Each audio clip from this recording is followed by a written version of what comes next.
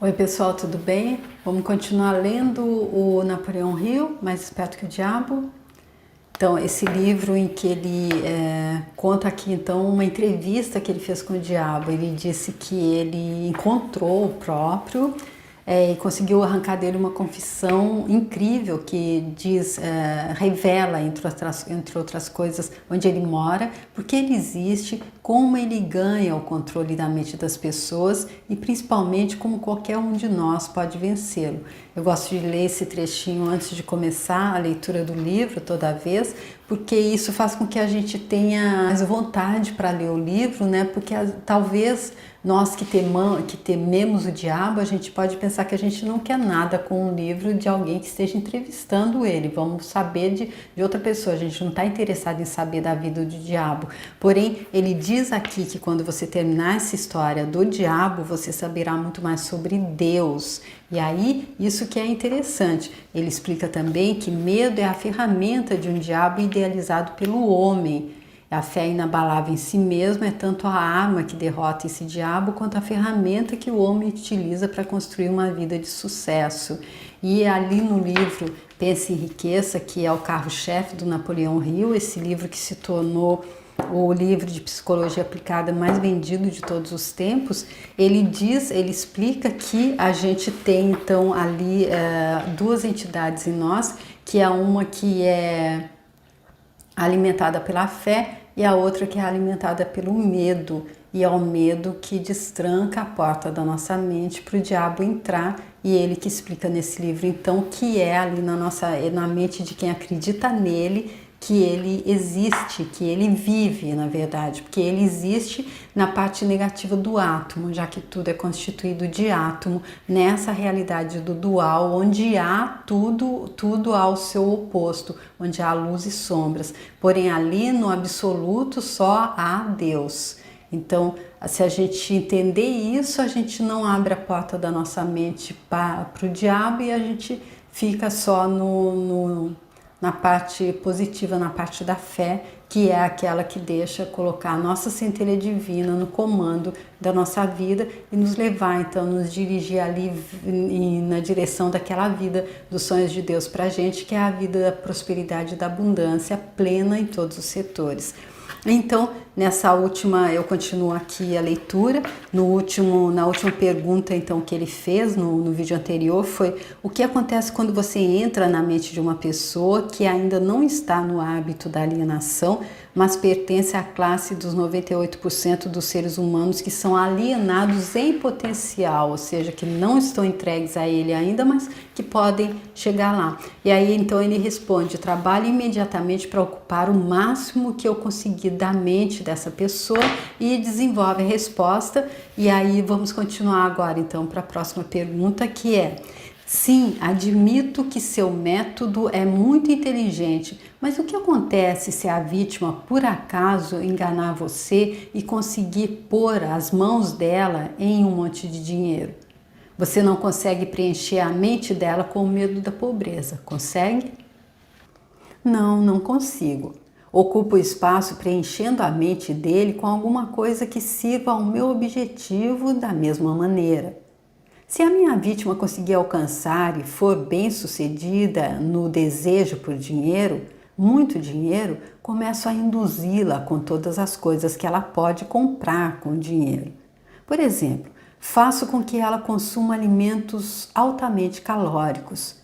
Isso reduz a capacidade de pensamento dela. Coloca o coração dela em risco e começa um caminho para a alienação. Aí então, além disso, faz com que ela tenha indisposição estomacal e intestinal devido à grande quantidade de comida que ela está ingerindo. E isso também diminui a capacidade de pensamento dela, sem falar na pouca disposição para a vida.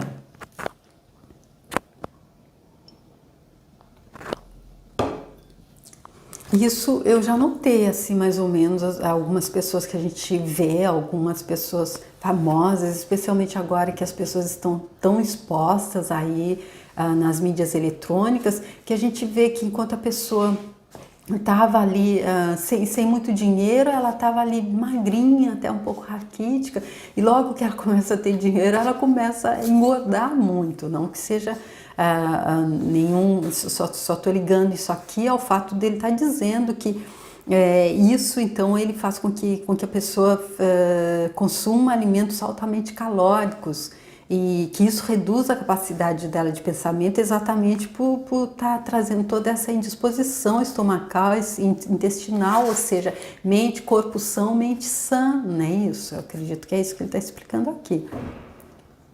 Mas e se a vítima não é um glutão? A quais outros vícios você pode induzi-la para levá-la ao hábito da alienação?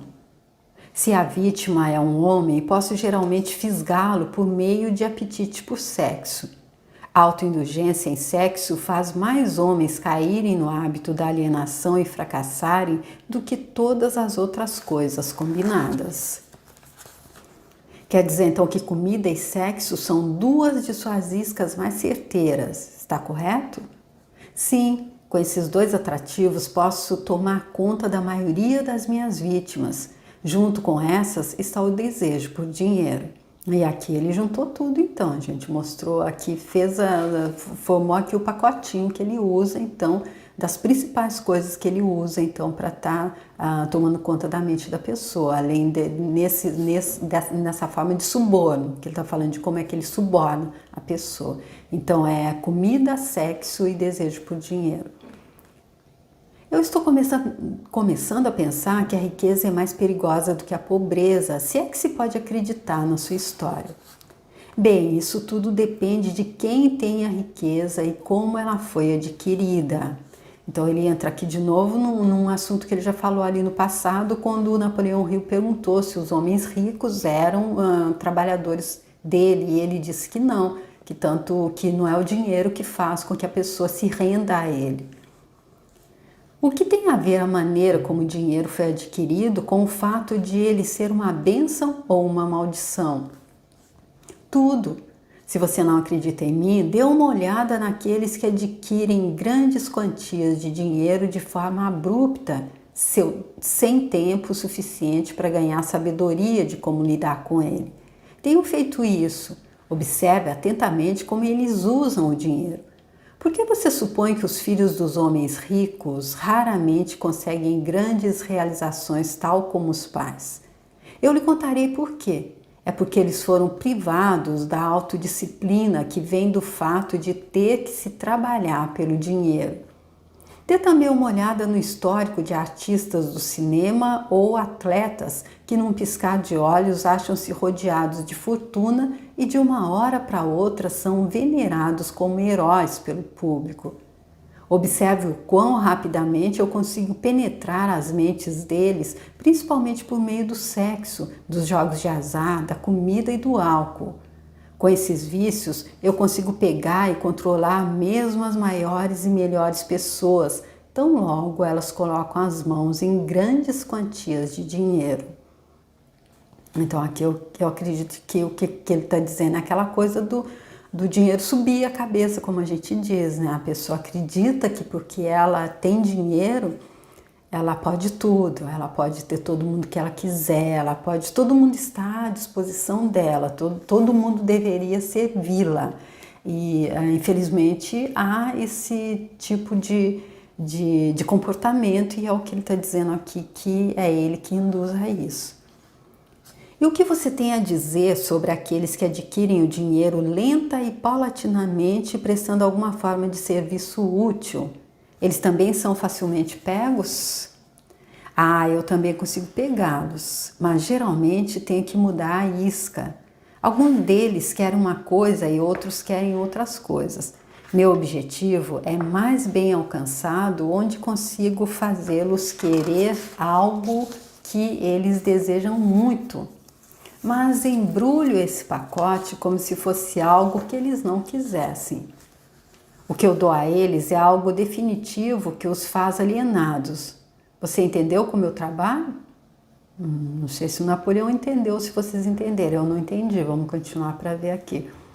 O seu trabalho é muito inteligente. Você atrai as pessoas por meio dos desejos naturais delas e aí então coloca seu veneno mortal bem no âmago desse desejo, sempre que você pode.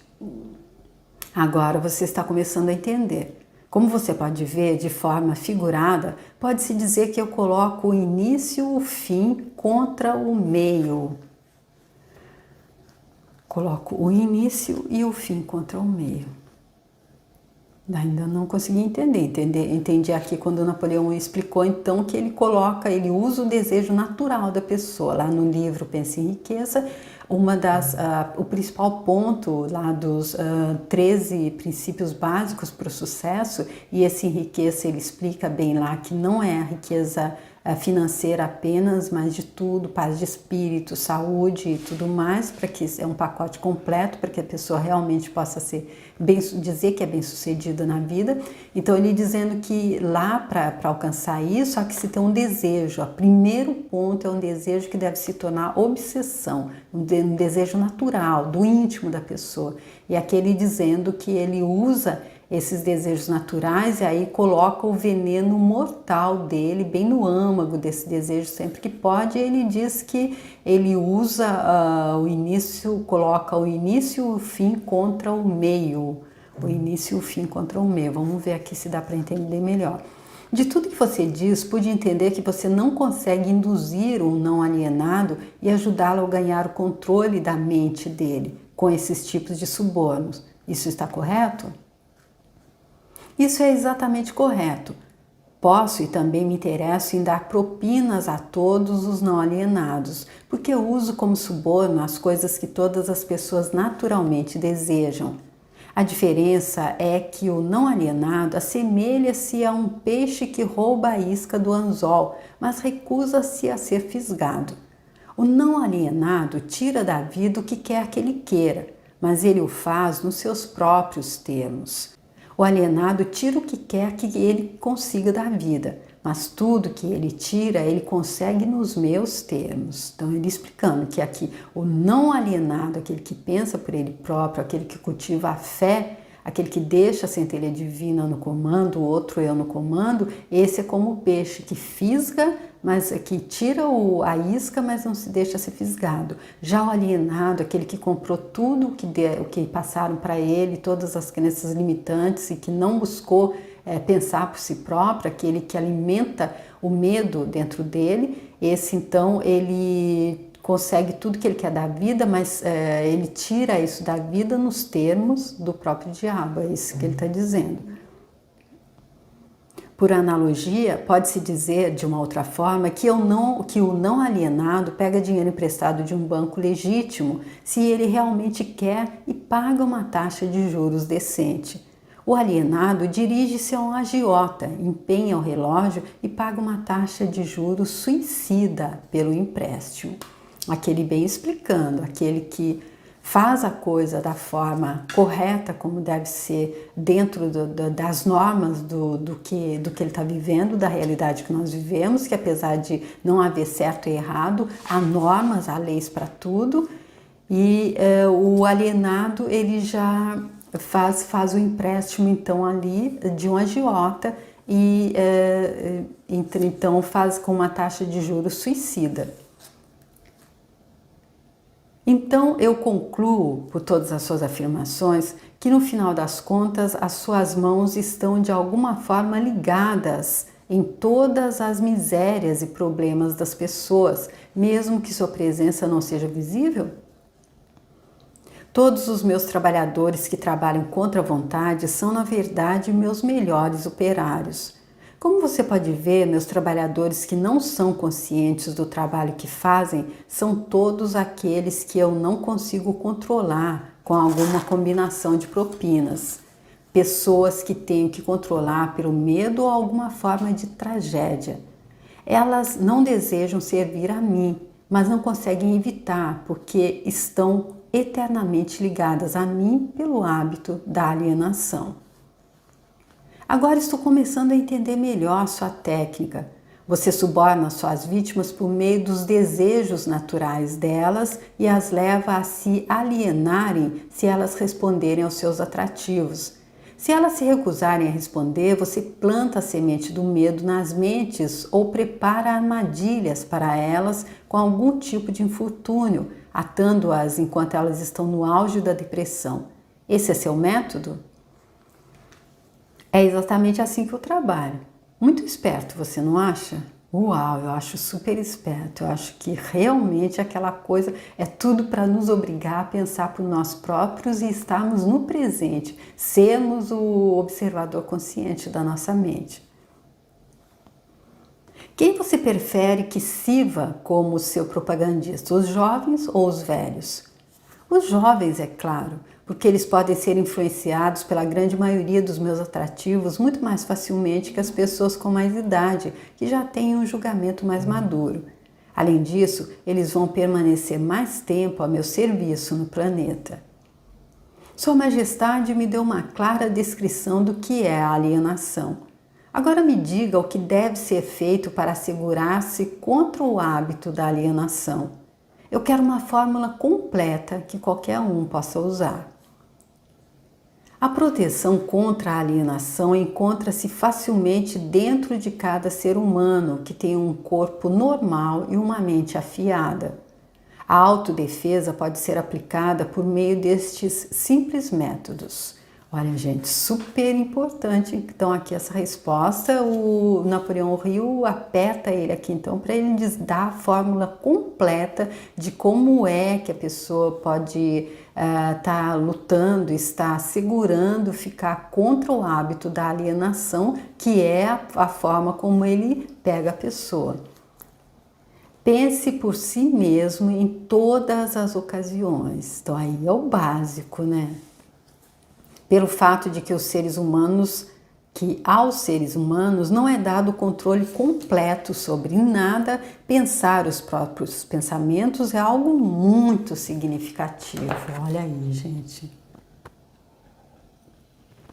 Ele explicando uma outra coisa bem importante aqui dessa nossa realidade fictícia, dessa nossa realidade dual relativa, que a gente não tem controle de absolutamente nada. Eu ouvi falar de uma pessoa que acabou por uma... Eu imagino assim, quando a pessoa está pensando que ela pode tudo, e aí ela é acometida de alguma anomalia, de alguma coisa, e quando ela chega ali na hora final, ela vê que ela não tem esse poder de decidir quando é que termina, quando é que ela parte para o outro lado. Eu acredito que aqui a gente só tem mesmo, eu acredito que foi o próprio Napoleão Hill que diz, que nós só temos poder mesmo do nosso pensamento, a única coisa que a gente controla é o nosso pensamento. Ele dizendo que é dessa forma que a gente não deixa que ele entre, que ele nos pegue.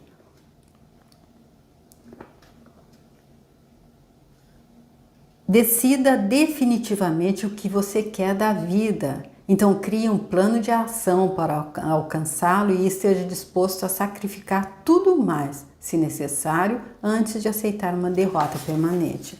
E isso é tudo que o Napoleão Hill diz lá no livro Pensa e Enriqueça. Diz e repete.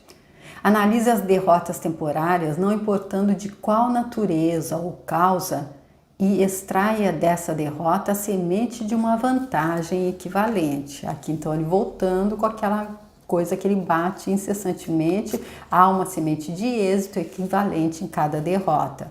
Então, sabendo disso, a gente sabe, fui derrotado, estou no vale, daqui a pouco eu saio para o pico, dependendo da minha atuação, dependendo da minha reação. Esteja disposto a prestar um serviço útil e equivalente ao valor de todas as coisas materiais que você demanda da vida. E não esqueça que você deve prestar o serviço primeiro, para depois receber o valor equivalente. Outra coisa aqui, ele mostrando que nada cai do céu de graça, que aquela coisa a elegância da criação sem esforço sem o esforço de estar fazendo aquela coisa que a gente vai só se esforçar, mas não vai conseguir nada, que a gente não está lutando por aquilo realmente que é o nosso desejo natural, que é aquilo que a gente veio fazer. Ou seja, nós estamos indo contra o fluxo. Aí se requer muita força e não se chega onde a gente quer. Mas se a gente entra no fluxo, a gente está fazendo o que se requer para que aconteça aquele desejo nosso, aquele desejo genuíno nosso, é como nadar a favor da correnteza. Reconheça que seu cérebro é um aparelho receptor que pode ser sintonizado para receber comunicação da central universal de inteligência infinita para ajudá-lo a transformar seus desejos no equivalente físico. E como é que a gente se conecta, como é que a gente se sintoniza, vibrando na mesma sintonia, estando na mesma vibração, entrando em fase, como diz o professor Hélio Couto. Reconheça que seu grande ativo é o tempo. Ali então no livro Pense em Riqueza, ele diz que a vida é um jogo de damas ou de xadrez com o tempo. Se a gente ficar muito tempo do nosso lado sem mover as peças, ele come todas as nossas peças. É a única coisa, com exceção do poder do pensamento, que você também tem nas mãos, e é a única coisa que pode ser transformada em coisas materiais que sejam do seu desejo. Organize seu tempo de forma que nada dele seja desperdiçado. Então aqui, além do pensamento, a única coisa que a gente tem é tempo. E todo mundo tem a mesma quantidade, não é dado para um mais do que para o outro. Então, se aquele que está fazendo, aquele que faz parte ali dos 2%, conseguiu chegar lá com a mesma quantidade de tempo, então quer dizer que tem alguma coisa que a gente não entendeu ainda, ou a gente não está usando o pensamento direito para a gente não ter chegado lá. Reconheça a verdade de que o medo geralmente é um preenchedor de espaço que o diabo utiliza para ocupar a posição disponível da sua mente. Ele é somente um estado de espírito que você pode controlar, preenchendo o mesmo espaço que ele ocuparia com a fé inabalável na sua capacidade de fazer a vida fornecer o que você quer, o que você queira dela. Aqui também é a coisa que ele diz lá, as duas entidades, aquela que é alimentada pelo medo e aquela que é alimentada pela fé. A gente que decide qual delas a gente vai alimentar, o que é que a gente vai cultivar, fomentar na gente, se é essa fé inabalável ou se é o medo. E o medo, ele dizendo que é exatamente um preenchedor de espaço que o diabo utiliza para ocupar essa porção disponível da nossa mente. Porque, como ele disse, o medo é um estado de espírito, então ele pode ser transmutado, a gente pode então controlar isso e preencher esse mesmo espaço que o medo está ocupando, substituir isso, transmutar o medo pela fé. Quando rezar, não implore. Peça o que você quer e insista exatamente nisso sem substitutos. Reconheça que a vida é um mestre cruel, que ou você o controla ou ele controla você. A vida é um mestre, por isso que está, apesar da vida ser feminino, por isso que está no masculino. Não há meio termo. Nunca aceite da vida qualquer coisa que você não queira. Se aquilo que você não quer temporariamente vem à força para você, você pode recusar-se a aceitá-lo na sua mente. E isso abrirá espaço para você trazer as coisas que você realmente quer.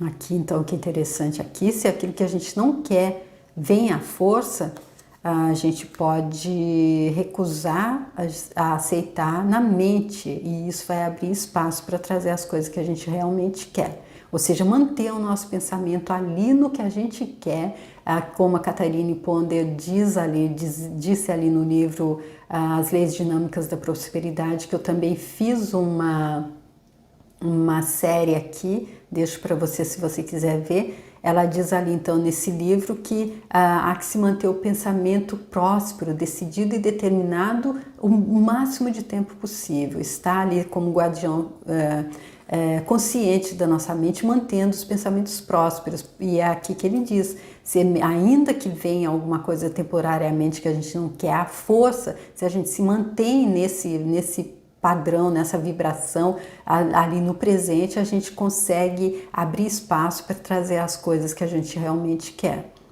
Por último, lembre-se de que seus pensamentos dominantes atraem, por meio de uma lei definitiva da natureza, pela rota mais conveniente e curta, a sua contrapartida física. Então, olha aí, os pensamentos dominantes trazem a contrapartida física. Aquilo que a gente pensa é aquilo que a gente vive, é aquilo que se torna realidade. Seja extremamente cuidadoso com o foco dos seus pensamentos. Seja definido em tudo que você fizer e nunca deixe pensamentos não acabados na mente. Nossa, como a gente deixa pensamento não acabado na mente? Forme o hábito de alcançar decisões definidas em todos os assuntos e áreas de sua vida. Então, aqui ele passando aquela máxima da vida, termine tudo que começar, também para o mental. Nunca tinha pensado dessa forma. Pode o hábito da alienação ser quebrado ou ele se torna permanente uma vez tendo sido formado? O hábito pode ser quebrado se a vítima tiver força de vontade suficiente, ou seja, nada está perdido. Assim que a gente está ali alienado no medo, se entregando ao medo, se a gente acordar e a gente tiver força de vontade, o hábito pode ser quebrado, considerando-se que leva tempo para conseguir. Existe um ponto de ruptura em que o hábito nunca mais pode ser quebrado. Então aqui não é tão assim, é só até um determinado ponto que a gente pode quebrar, depois já não é mais possível. Além desse ponto, a vítima torna-se minha. Ela se parece com uma mosca que foi pega numa teia de aranha. Ela pode lutar, mas não consegue desvencilhar-se. Cada movimento que ela faz a torna mais enrolada. A teia na qual enredo minhas vítimas permanentemente, na verdade, é uma lei da natureza que ainda não foi nem entendida nem estudada pelos homens de ciência. E é assim que ele conclui aqui o capítulo 5, então deixando essa reticência aí para a gente ficar, meu Deus, que lei é essa? Porque ele disse então que o hábito da alienação ele pode ser quebrado até um determinado ponto. A partir de ali não pode mais estar perdido, não para sempre. Porque vindo aqui na lei da reencarnação, a gente tem muito tempo para estar entendendo. O livro Kaivalho diz que aqueles que a gente até acredita poderes de santo, para os quais a gente reza, já estiveram aqui no mesmo ponto que a gente. Então é uma caminhada para todos. A gente hoje está entregue ao medo, sob as garras do diabo. Amanhã a gente consegue sair, com certeza. Mas então nesse momento, então ele disse, eu acredito que ele está falando de vida em vida. Então, a pessoa só pode quebrar esse hábito até um momento. Se ela tem um hábito ali negativo e enquanto ela não entende realmente que ela deve quebrar esse hábitos, ela vai se perpetuar nessa vida, nas garras dele. Porém, ele diz que na verdade, isso é a teia da qual ele enreda as vítimas, na qual ele enreda as vítimas permanentemente, na verdade é uma lei da natureza e ele com certeza vai falar nessa lei que ele diz que não foi entendida nem estudada pelos homens da ciência até agora. Ele vai falar dessa lei então no capítulo 6, que é o ritmo hipnótico. Então, gente, eu espero que vocês estejam gostando dessa leitura. Eu espero que realmente esse livro esteja trazendo modificações para a vida de vocês, para a forma de pensar de vocês, que ele possa transformar a vida de vocês, assim como transformar a vida da pessoa do Tiago Nigro, que fez aqui a introdução do livro, e que ele possa estar, então, fazendo com que a gente entenda tudo isso que Napoleão Hill está contando aqui, de como foi que ele conseguiu então alcançar esse sucesso depois de ter estudado, então ter feito esse estudo para estar trazendo a filosofia do sucesso para a gente, que ele trouxe lá no livro Pense e Enriqueça. Mas ele diz aqui, então, que alcançar esse sucesso todo, tremendo que ele é, que eu já li quem é Napoleão Hill aqui no início do vídeo, tá bom? Então, eu espero contar com vocês para o próximo vídeo. Agradeço muito por vocês terem vindo comigo até aqui e até lá. Tchau!